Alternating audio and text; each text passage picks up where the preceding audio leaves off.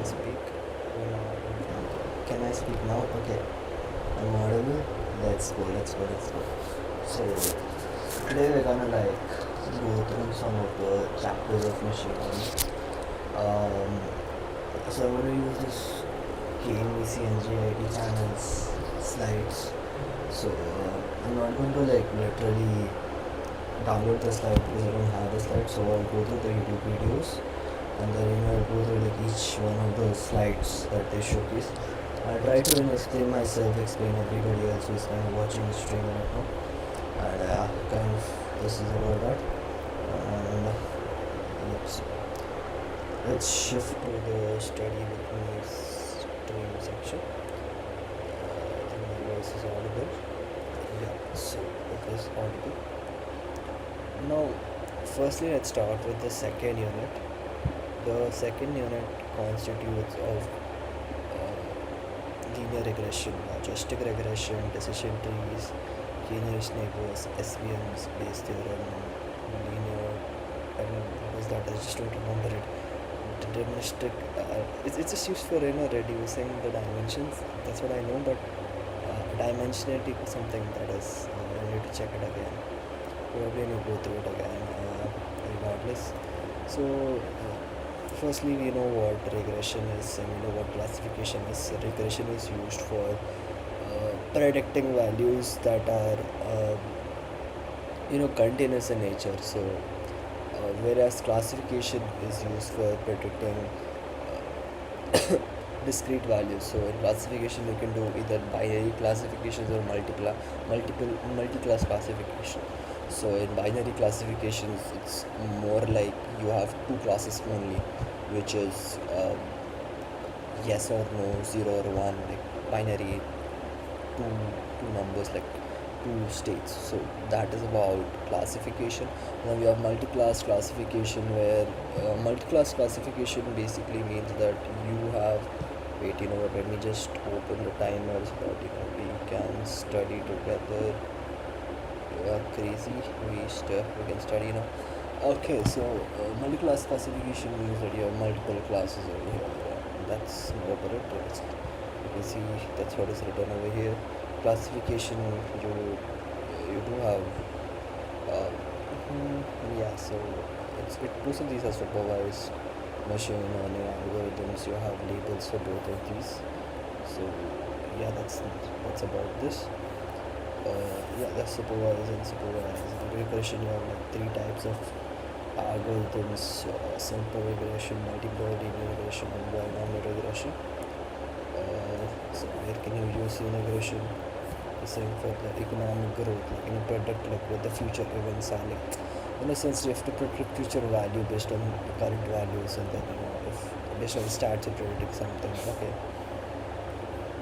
It's more of like a statistical model used to predict the relationship between the independent and the dependent variables out here. So it examines two factors: which variables in particular are significant predictors of the outcome variables, and how significant is the regression line to make a range with highest possible accuracy. So I think there are two factors to this. Okay, I just don't understand this. What the hell is this? Linear regression performs better. Now we'll discuss in detail that how linear regression works. What we are can scope in mixed item match. So I can use linear regression again. So these are the some applications where linear regression performs better. Now we'll discuss in detail that how linear regression works actually. So when we're talking about linear regression, it is a statistic model which is used to predict the relationship between independent and dependent variable. Okay. So when we are talking about independent and dependent variable, we'll discuss what exactly the independent and dependent variable. So before that, I want to discuss there are two factors which will always affect the linear regression. The first factor is which variable in particular are significant predictors of the outcome variable. Means which variable we will use here, which will affect the outcome of the variables. Which should be my independent variable, what should be my dependent variable, you have to identify. Second thing in linear regression is how significant is the regression line to make prediction with highest possible accuracy. We'll draw a linear regression line, and how quick we are trying to draw that line so that the accuracy will be highest. Yeah, so basically, there are two factors to this. The first is keep deciding the independent dependent variables, and the second factor is deciding the regression line over here. I think there's something, the regression line about that. These if you can see over here, y is equal to mx plus c. This is our equation. So c is what you call the intercept on the line, m is the slope, and x is the independent variable. So y depends on x, right? So y is the dependent and x is the independent variable. Excuse me.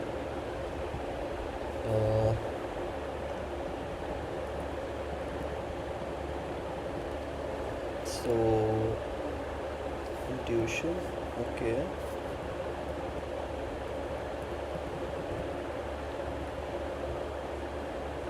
So what they're trying to do is they found the mean of this and they finding the mean of this. Then they're passing a line. Okay, so what they're trying to do is they're trying to find a typical C intercept for this, because normally you don't have a C intercept. So the way they do it is a little different, but that's not a very big concern. You can just understand it. So let's just take a little bit screenshot and we can understand it on TL draw. TL will draw. It's not very difficult, guys.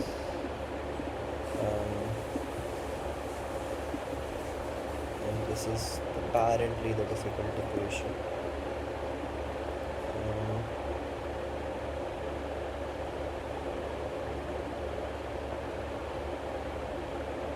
Now initially, so you just need to find an equated C over. You see, you know the y, you're using the y over here, obviously. You know the x. You need to find a C that probably, satisfy this equation for all values. Right, so this is the thing, C should satisfy all the values, and that's a condition over here. But if you are, you might be like, how do we solve this? How do we get our C? So C is, what is this? Let me also,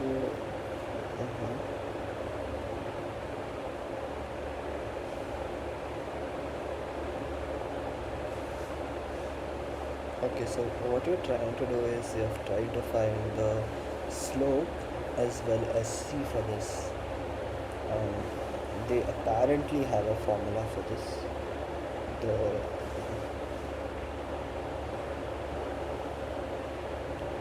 I think I can see some similarities in here.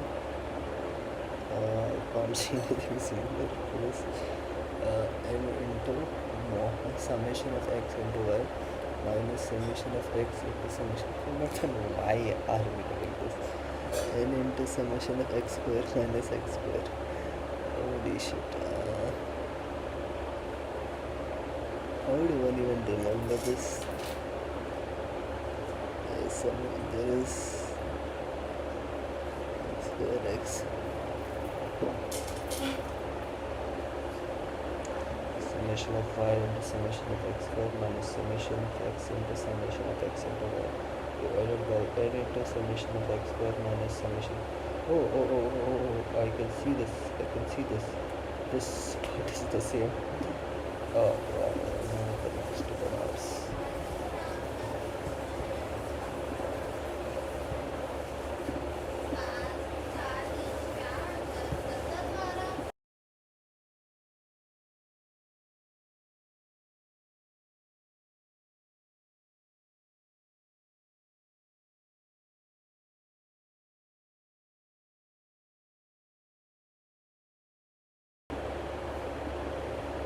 Okay, I can see this is similar. N into summation of square minus summation of x. Now. Okay. It's summation of x into y. It's n into summation of x into y minus summation of x into summation of y. summation of y into summation of x square. There is no way to remember this. X into x. Yeah, let us just say that there is a way to find m and c. Let's not try to go on and try to mug this up, because obviously y equal to mx plus c. For that, I need m value and I need c value. Calculate the m value and c value. We are using this formula. So what is my formula here? M equal to n into summation of xy minus summation of x multiplied by summation of y divided by n into summation of x square minus summation of x to the power whole square. So when we'll keep all these values which we calculated here, we'll get x value 0.6, m value 0.6, and in the same way we'll keep the so of x, we are trying to predict the value of y, okay, and we are keeping the value in this y equal to mx plus c, and we are getting different y predicted value, and these predicted values we are keeping in the brown. So these blue dotted lines are representing the actual value, and the brown dotted values are representing the this is a thing. predicted. At the end of So the day, this it is the doesn't matter. difference between actual x value of y and predicted value of y. So my actual value of y was this, and when I kept this value in this particular equation, I'm getting the predicted value, which is mentioned here with blue dot equation, and for this thing for 0.5 this mean I draw Anyways, is the actual value is a 4. straighter beam. So we use summation y value and c value. We are using this formula. So what is my formula here? M equal to n into summation of xy minus summation of x multiplied by summation of y divided by n into summation of x y minus summation of x value. And then we are getting different y predicted value. And these predicted values we are keeping in the brown. So these blue dotted lines are representing the actual value, and the brown dotted values are representing the predicted. So this is the difference between actual x value of y and predicted value of y. So my actual value of y was this, and when I kept this value in this particular equation, I'm getting the predicted value, which is mentioned here with blue dotted line. Brown dotted line. So the difference between, so here we have a difference between the actual value and the predicted value. So that difference is called the residual or error. So when we are saying there is no difference between the actual value and the predicted value, then it is called best line. And we should always try that this line So there should be minimum distance between the actual value and the predicted value. should be a best fit line. Usually we start with finding a mean. Once we find a mean, so x and y का पूरा mean का है ना, then we'll try to थोड़ा बहुत change this a little bit, change the angles, slope. So when you mean slope, it's basically changing the m and c. So that the error should be less. Okay? So the best fit line should be to have the least sum of squares of these errors, which is also called least square. Clear? How we are finding the best line here? Now this line is not the best line because we are having the difference between the actual line and the predicted actual value and the predicted value. So what we are trying to do? We are trying to minimize the distance between So the actual. every of the point would have like a distance between the actual and the original point. So you find a distance, then you square them, and then you need to have a line, the predicted line, that provides you with the least sum. Like the d should be your Value and predicted. So if you see, there is a lot of ways to minimize the distance between the line and data point, like sum of square errors, sum of absolute errors, root mean square error. You keep moving this line throughout the data point to make sure the best fit line has the least square between the data points in the regression. So that's what we do. So simple linear regression is this, and then multiple linear regression has multiple of these independent variables. And distributed regression is one of the classification techniques. Supervised machine learning algorithm mainly used for classification tasks. So I'm audible. I'm audible, right? Am I? Am I audible? Okay. Logistic regression is a supervised machine learning algorithm mainly used for classification tasks. The goal is to predict the probability that the instance is belonging to a given class. So it's a nice-ish algorithm, honestly. It's like probabilistically it predicts that it belongs to a given class or not. It's used for classification algorithms. It's referred to as regression because it takes input of the linear regression function as input and uses sigmoid function to estimate. It takes the input as linear regression function, but it uses the sigmoid function to estimate the probability of each class. The difference between linear selection is the linear output of the continuous value. Okay. Log odds, also known as logic function. Okay, I think I know this. We look into it. So this is how your logistic regression line will look like. In a classroom I used to get binary outcomes for a given set. So this is not how it works. Like it has yes or no. This is the probability distribution. If it is more towards inclines toward upper side, give me a second.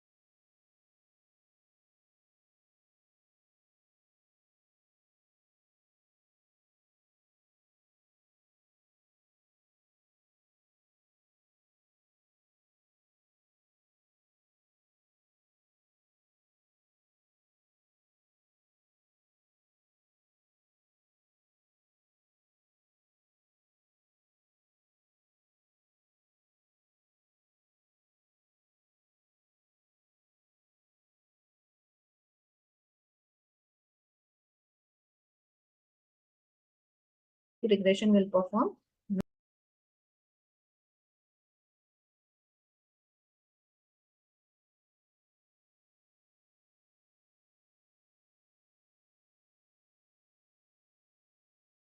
Oh shit, I was muted. Damn. Okay, so threshold value 0. Value 0.50 indicates W.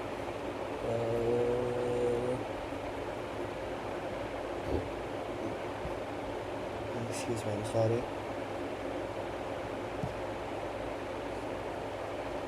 So yeah, less than 1 will be rounded off to 0. The car will not break down. Okay, nice.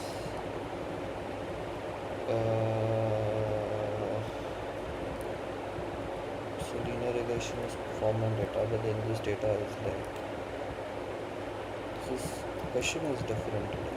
Here the question is like, what if you want to know whether the employee would get a promotion or not based on the employee ranking?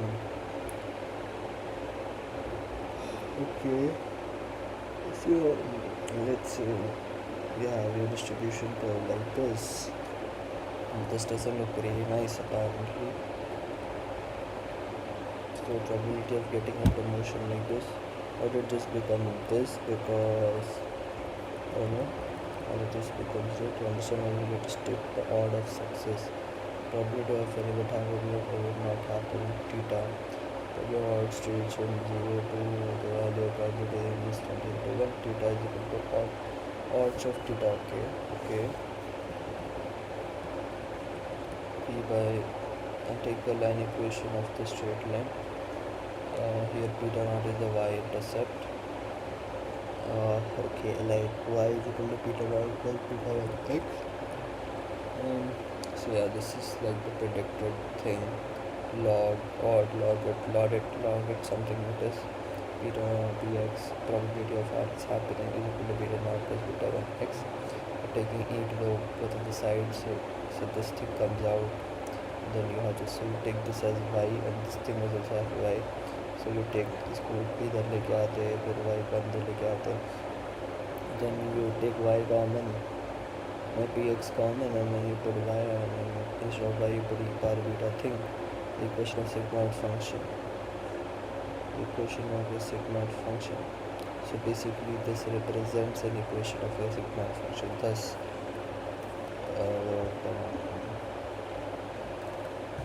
Productions are available. Same with the techniques. The learning of the model happens. hello? This is not even what I'm looking at.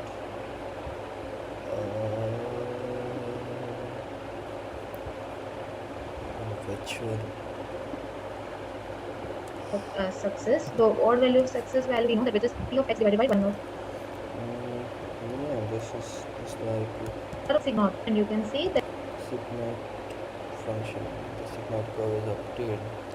Probability first to theta निकालना है. Probability of event odds निकालना है. So, and then there is this equation, Lagrange equation, beta naught plus beta 1 x.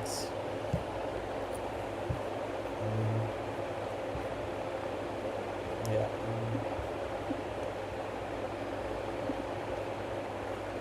So निकालना है.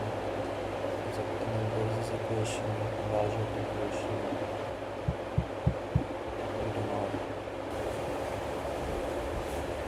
The x. You have to find and see that audio quality is very bad. The reason is firstly my health थोड़ी खराब है. The fan sound over here. I can't do anything actually. Honestly, छोड़ दे सकते हैं. that gradually it's increasing. So if you which we are solving through the sigmoid function. So this is the case of logistic regression. Now if I want to know the basic difference between linear regression.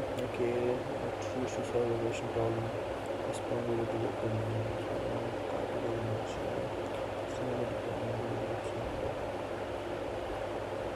taking place. Some straight line. Regression It's a straight line. It's a straight line. Logistic regression is apparently. Yeah, logistic regression I used to answer yes or no questions. Like is it driven or not? But the prediction is very helpful. So it's like this is image categorization apparently.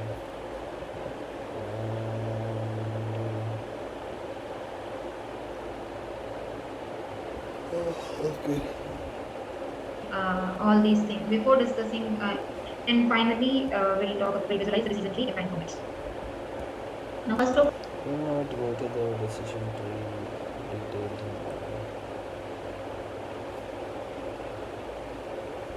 or just go into the perception. all I would like to tell you why we are studying decision tree and how it came into picture. So decision tree is one type of classification model. So what exactly the classification is? See, when we are having a certain data set and when we are trying to divide the data set into different categories or different labels, then it is called classification. Take a simple example. Suppose you are having images of cat and dog in a data set and you are asking your model to segregate cat and dog in a different folders. So this is nothing but classification. Or take another example like a person. I know what classification is. So we did classification for logistic regression also. Logistic regression. I know this. So decision tree is a graphical representation of all possible solutions to a decision. So मतलब if you have a set of attributes and based on the attributes and so you divide it up and then you see if this attribute is matching, then if this thing is matching, then this might be the attribute anymore. Decisions are based on some conditional decision that can be easily explored. That's some qualities of the decision tree. I'm hungry, yes. These are like some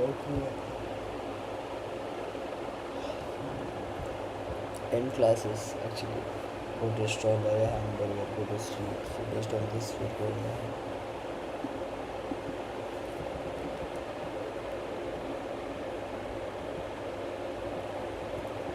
Decision tree is a graphical representation of all possible solutions to a decision based on certain conditions. Some certain decisions are made and some sort of criteria to go over. These are some of the leaf nodes. Yeah, these are the typical examples actually.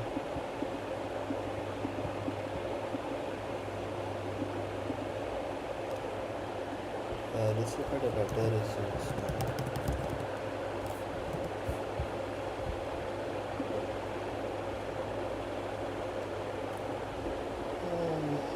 Okay.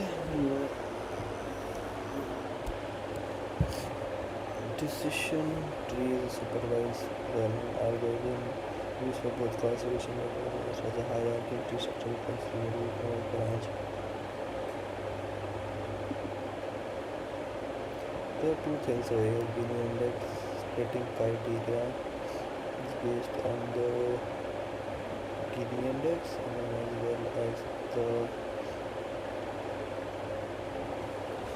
data based on feature value to create two subset.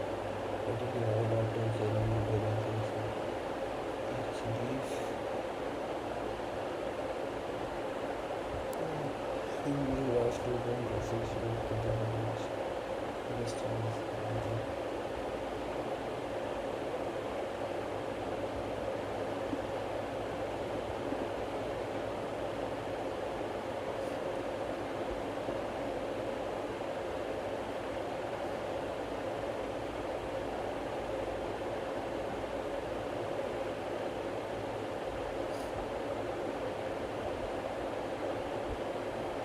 This is how much the uncertainty decreases after the split. So we create here groups in the future the highest information range.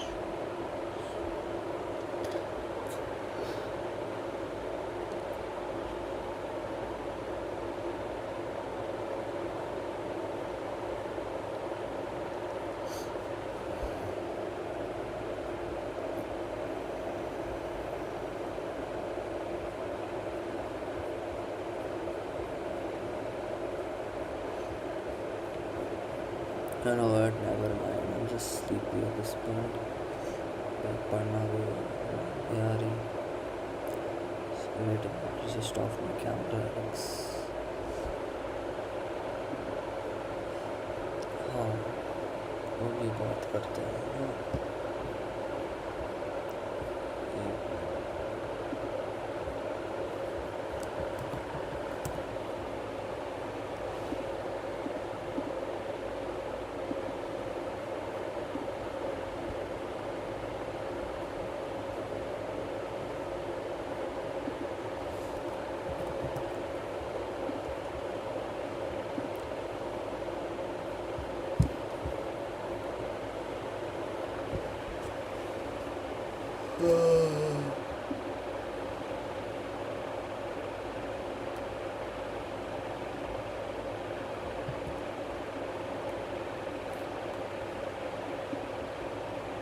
भाई नहीं बस कहाँ पर है यार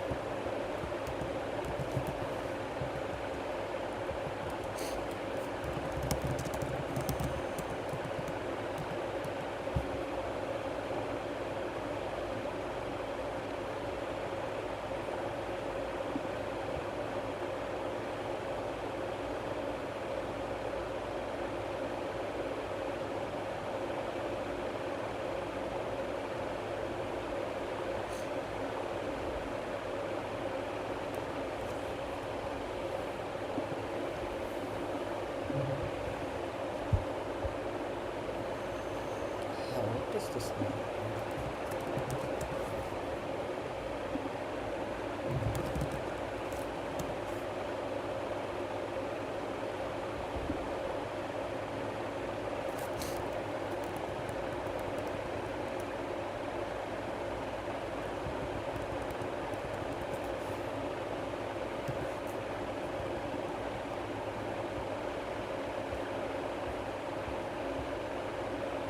Quest.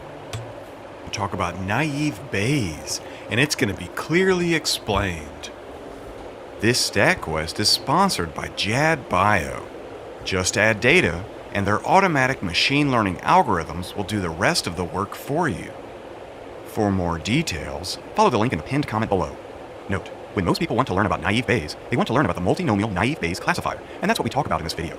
However, just know that there's another commonly used version of naive Bayes called Gaussian naive Bayes classification, and I cover that in a follow-up stat quest. So check that one out when you're done with this quest. Bam. Now, imagine we receive normal messages from friends and family. And we also receive spam, unwanted messages that are usually scams or unsolicited advertisements. And we wanted to filter out the spam messages. So, the first thing we do is make a histogram of all the words that occur in the normal messages from friends and family. We can use the histogram to calculate the probabilities of seeing each word, given that it was in a normal message. For example, the probability we see the word dear, given that we saw it in a normal message, is 8. The total number of times dear occurred in normal messages, divided by 17, the total number of words in all of the normal messages. And that gives us 0.47. So let's put that over the word dear so we don't forget it. Likewise, the probability that we see the word friend, given that we saw it in a normal message, is 5. The total number of times friend occurred in normal messages, divided by 17, the total number of words in all of the normal messages. And that gives us 0.29. So let's put that over the word friend so we don't forget it. Likewise, the probability that we see the word lunch, given that it is in a normal message, is 0.18. And the probability that we see the word money, given that it is in a normal message, is 0.06. Now we make a histogram of all the words that occur in the spam, and calculate the probability of seeing the word dear, given that we saw it in the spam. And that is 2, the number of times we saw dear in the spam, divided by 7, the total number of words in the spam. And that gives us 0.29. Likewise, we calculate the probability of seeing the remaining words, given that they were in the spam. Bam! Now, because these histograms are taking up a lot of space, let's get rid of them, but keep the probabilities. Oh no! It's the dreaded terminology alert! Because we have calculated the probabilities of discrete, individual words, and not the probability of something continuous, like weight or height, these probabilities are also called likelihoods. I mention this because some tutorials say these are probabilities, and others say they are likelihoods. In this case, the terms are interchangeable, so don't sweat it. We'll talk more about probabilities versus likelihoods when we talk about Gaussian naive Bayes in the follow-up quest. Now, imagine we got a new message that said, "Dear friend," and we want to decide if it is a normal message or spam. We start with an initial guess about the probability that any message, regardless of what it says, is a normal message. This guess can be any probability that we want, but a common guess is estimated from the training data.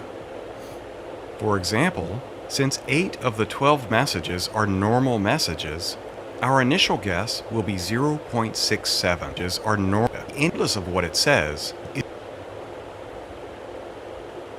is a normal message about the dear friend. And we want to decide if it is a normal message or spam. We start with an initial guess about the probability that any message, regardless of what it says, is a normal message. This guess can be any probability that we want, but a common guess is estimated from the training data. For example, since 8 of the 12 messages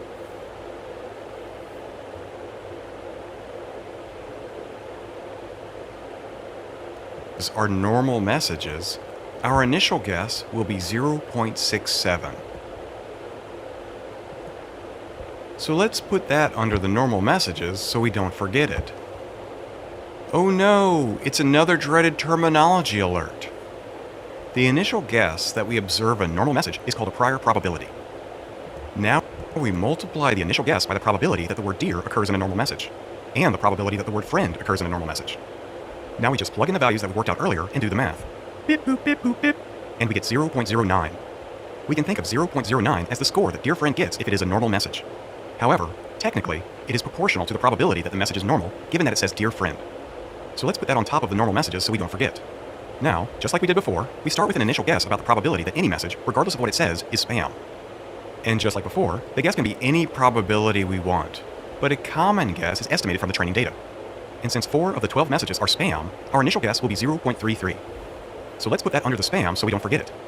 Now we multiply that initial guess by the probability that the word dear occurs in spam, and the probability that the word friend occurs in spam. Now we just plug in the values that we worked out earlier and do the math. Bip, boop, bip, boop, bip, and we get 0.01. Like before, we can think of 0.01 as the score that dear friend gets if it is spam. However, technically, it is proportional to the probability that the message is spam, given that it says dear friend.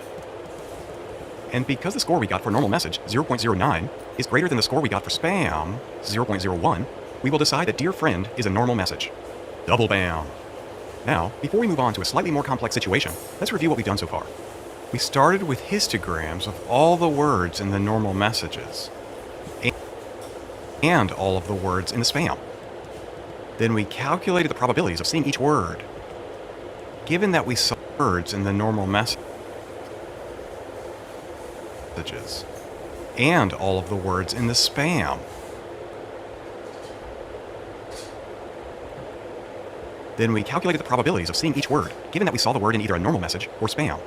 Then we made an initial guess about the probability of seeing a normal message.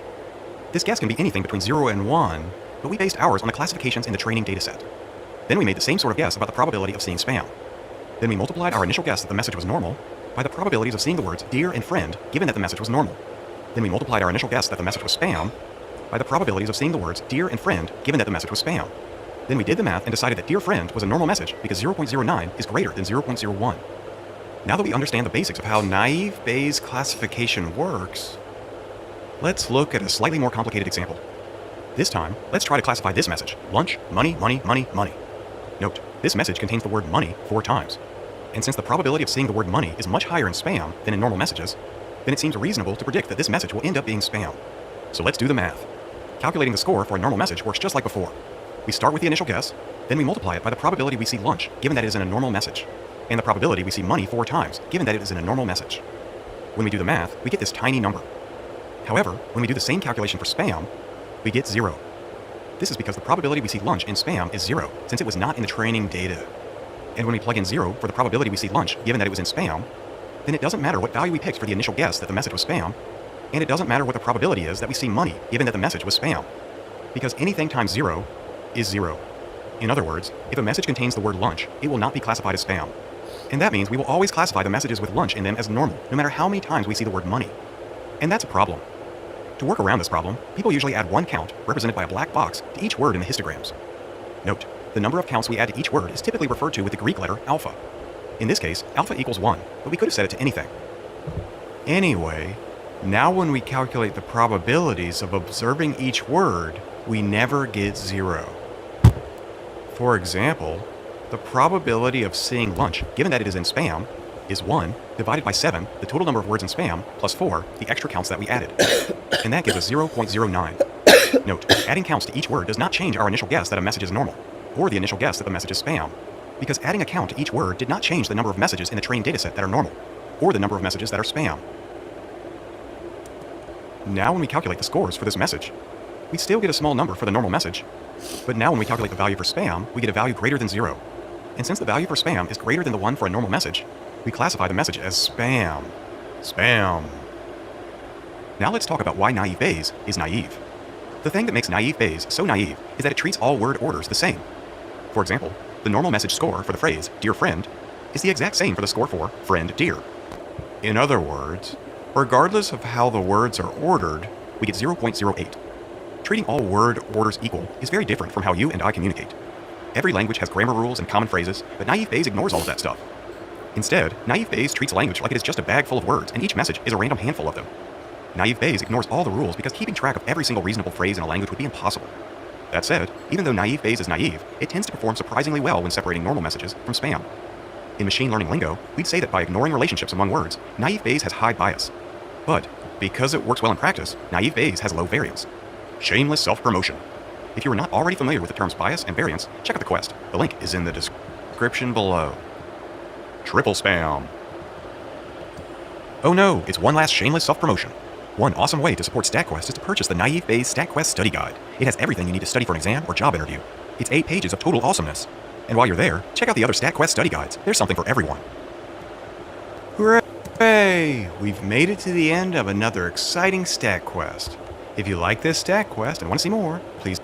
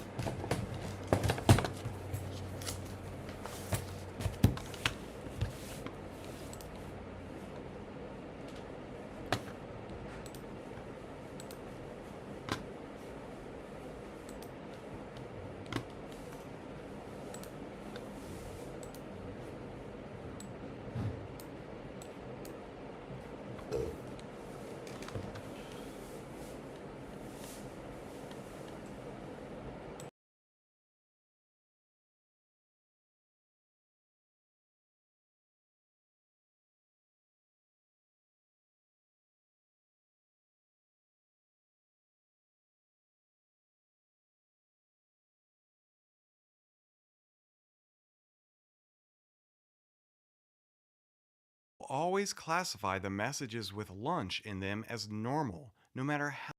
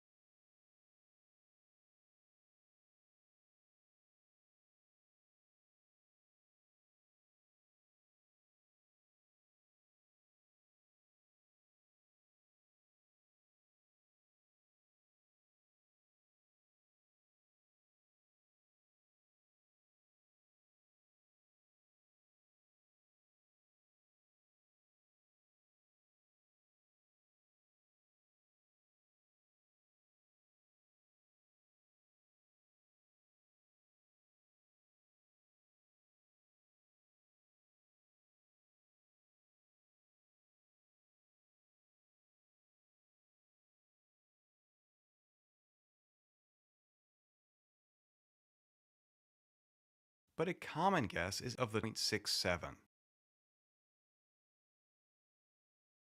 So let's put that under the normal messages so we don't forget it. Oh no, it's another dreaded terminology.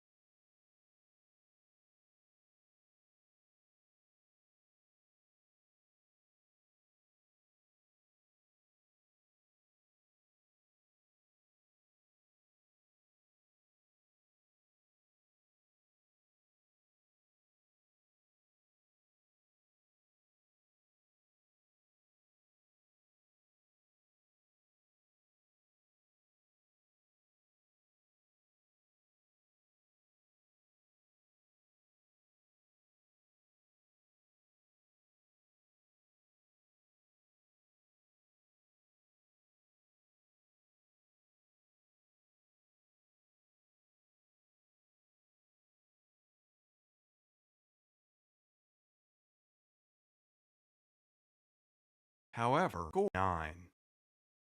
We can think of 0.09 as the score that Dear Friend gets if it is a normal message.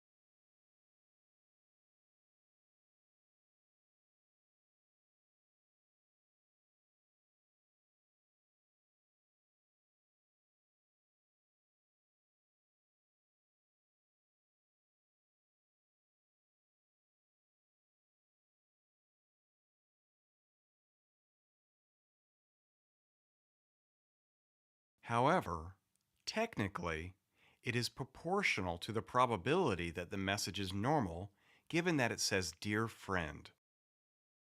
So let's put that on top of the normal messages so we don't forget.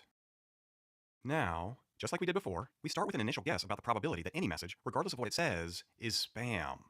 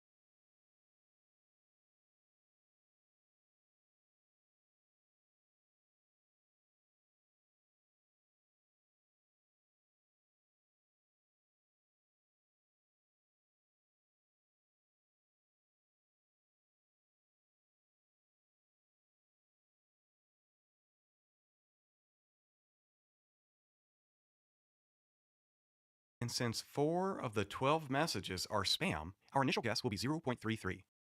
Person worked out earlier and do the math.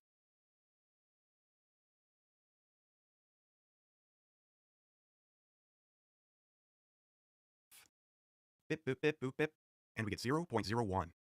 Like before, we can think of 0.01 as the score that Dear Friend gets if it is spam. However, technically, it is proportional to the probability that the message is spam, given that it says Dear Friend.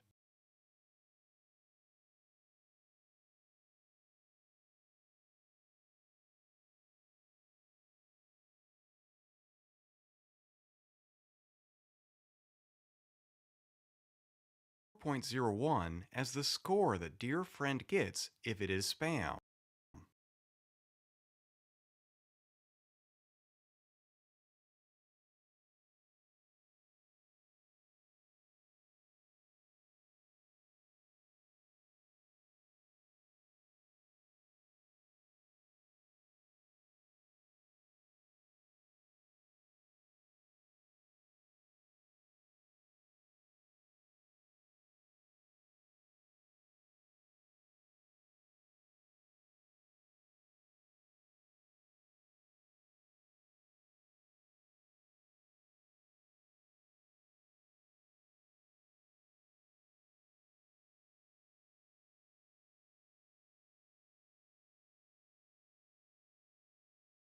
However, technically, it is proportional to the probability that the message is spam, given that it says Dear Friend. And because the score we got for normal message, 0.09, is greater than the score we got for spam, 0.01,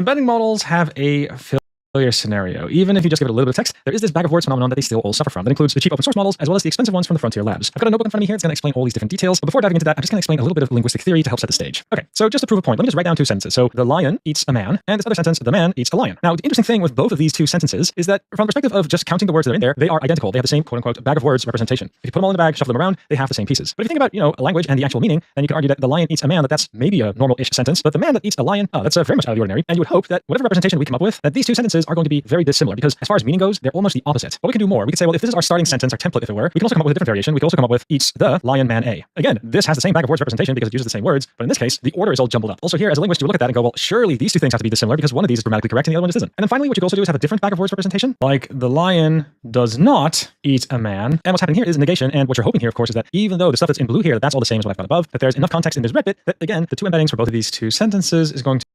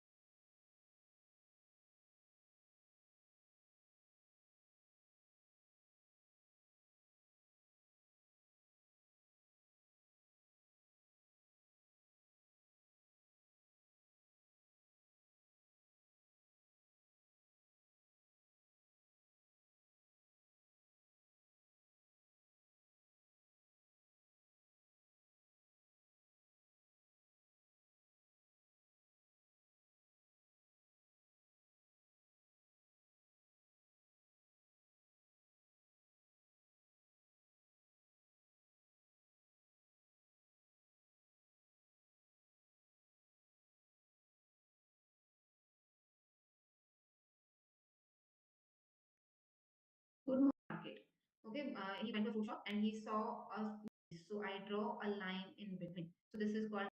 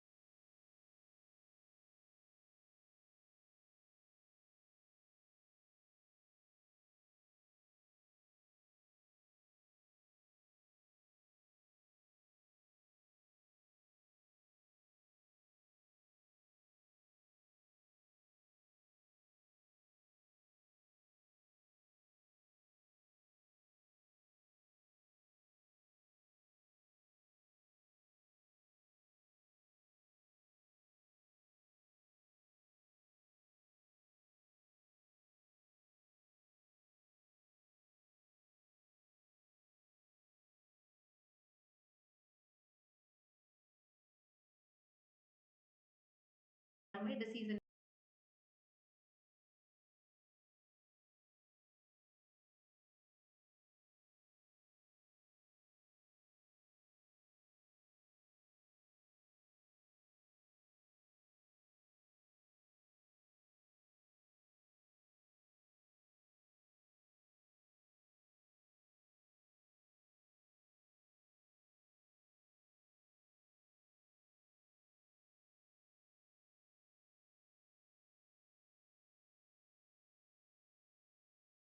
Boundary. The data which is right side of the boundary is an apple for me, and data which is left side of the boundary is strawberry for me. So now, whenever a new data set comes to us, suppose a new data set comes with the unlabeled data, which is strawberry and apple. Now we are giving to the model this data. Then what is happening here?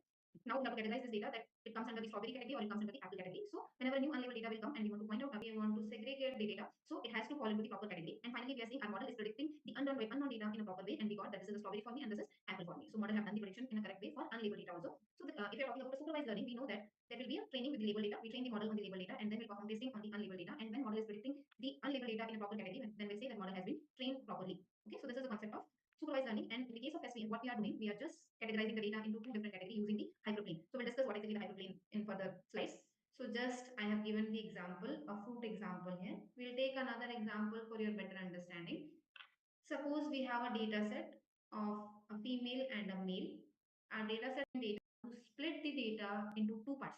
So I can split the data using line 1 and I can split the data using line 2 also. Now we'll see the difference that if I'm splitting with line 1 or if I'm splitting with line 2, what is happening. If I'm splitting with line 1, we are saying that this new data is fall into the category of male. Okay. When I'm splitting this data in with the help of line 2, I'm saying this data point belongs to female category. Now we'll see which is a better option and a male class. I said parameter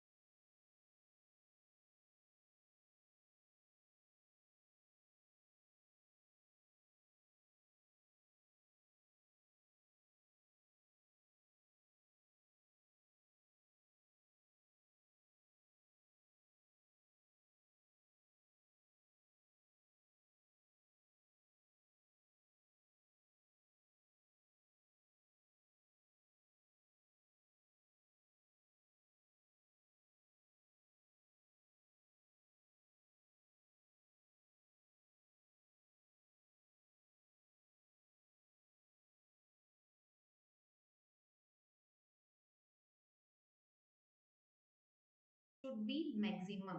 The distance between the support vector and the hyperplane should be maximum. If the distance, if we consider the line 2, that was the less distance, if you remember, at the left side, where we are having female data point, the distance was very less. But in the case of line 1, the distance is more. So our main agenda is